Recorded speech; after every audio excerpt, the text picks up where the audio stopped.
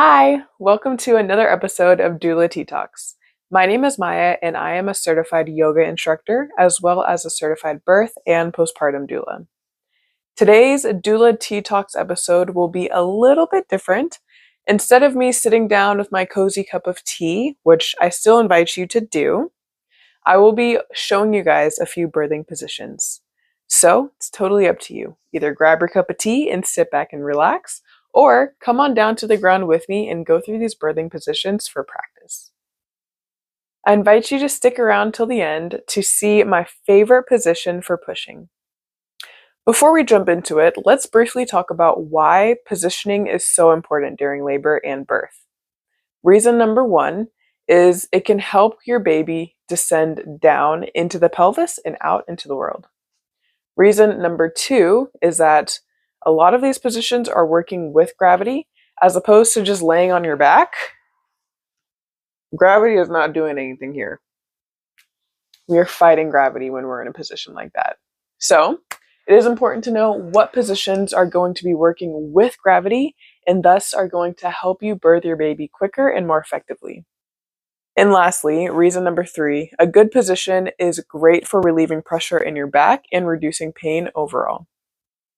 And I want to reassure you that you are allowed to move regardless of where you are birthing. Even in a hospital setting, you are allowed to move into different positions.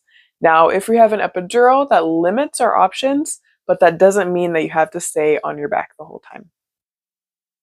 And without further ado, let's get into the positions. The first position we will be discussing is probably the most common one that you've seen, and that is hands and knees. This position is great if you're having a lot of back pain. It's also great for relieving pressure in the spine, as well as helping your baby move into a better position. You can either stay still in this position, or you can begin to rock side to side, forward and back, or going in circles. One thing you will probably hear me say time and time again is listen to your intuition. Whatever your body is saying in the moment that you need, trust it and go with the flow. This position is also great because in this position, your doula or partner has great access to your hips so that they can give you a good quality hip squeeze or apply counter pressure as needed. The next position is a side lying position. This one is great if you have an epidural. So, as you can imagine, we will be lying on the side. This is a great time to have a peanut ball to stick in between your legs, but if you don't have one, that's perfectly fine. Either get a pillow, a bolster, or a couch cushion and place it between the knees to help open up the hips. Ideally, we're going to need a couple of pillows here, so give me a second.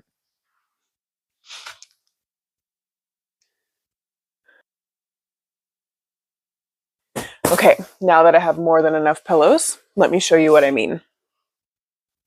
So in this position, we can have the knees wide and the toes touching, getting them as wide as feels good for you.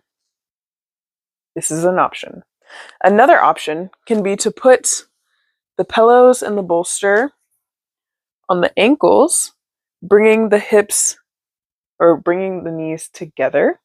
This opens up the pelvis in a different way. Depending on where you are in labor, it's really going to decipher which one you will do. Another great birthing position is squatting. This could either be a deep squat or a standing squat. You could even squat with the support of a wall as well as with the support of a partner behind you. However you squat, just know that this is opening up your pelvis 30% more.